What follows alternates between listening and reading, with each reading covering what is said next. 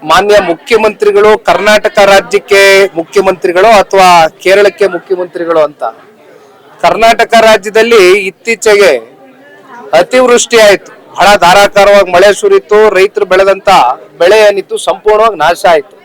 ಆ ಸಂದರ್ಭದಲ್ಲಿ ನಾನು ಬೀದರ್ಗೆ ಹೋಗಿದ್ದೆ, ಯಾದಗಿರಿಗೆ ಹೋಗಿದ್ದೆ, ರಾಯಚೂರಿಗೆ ಹೋಗಿದ್ದೆ, ಕಲಬುರಗಿಗೆ ಹೋಗಿದ್ದೆ. ಅವತ್ತು ಮಾನ್ಯ ಮುಖ್ಯಮಂತ್ರಿಗಳಿಗೆ ಒಂದು ಪರಿಹಾರವನ್ನ ರೈತರಿಗೆ ಕೊಡಿ ಅಂತಕ್ಕಂಥದ್ದು ಕೇಳದಂತ ಸಂದರ್ಭದಲ್ಲಿ ಅವತ್ತು ಪಾಪ ಮಾನ್ಯ ಮುಖ್ಯಮಂತ್ರಿಗಳಿಗೆ ರೈತರ ಕೂಗು ಕೇಳಲಿಲ್ಲ, ನಮ್ಮ ನಾಡಿನ ರೈತರ ಕೂಗು. ಆದ್ರೆ ಇವತ್ತು 10 ಕೋಟಿ ಭೂಕುಸಿತ ಆಗಿ ಏನು ಪಾಪ ಆ ಭಾಗದಲ್ಲಿ ಒಂದಷ್ಟು ಜನಕ್ಕೆ ಸಮಸ್ಯೆಗಳು ಉಂಟಾಯ್ತು.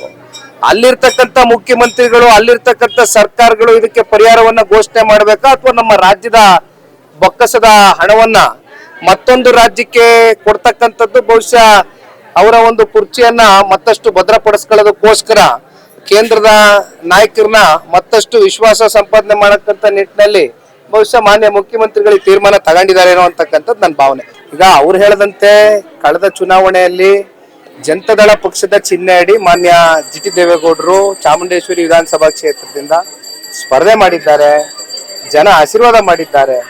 ಅಂತಿಮವಾಗಿ ಮುಂದೆ ಸಾರ್ವತ್ರಿಕ ಚುನಾವಣೆಯಲ್ಲಿ ಏನೇನ್ ಇತ್ಯರ್ಥಗಳಾಗಬೇಕು, ತೀರ್ಮಾನಗಳಾಗಬೇಕು, ಪಕ್ಷದ ವರಿಷ್ಠರ ಕೂತು ಚರ್ಚೆ ಮಾಡಿ ತೀರ್ಮಾನ ತಗೊಳ್ತಾರೆ. ಕರುನಾಡು ಟೈಮ್ಸ್ ಚಾನೆಲ್ನಲ್ಲಿ ಸುದ್ದಿ ಮತ್ತು ಜಾಹೀರಾತು ನೀಡಲು ಈ ನಂಬರ್ಗೆ ಕರೆ ಮಾಡಿ.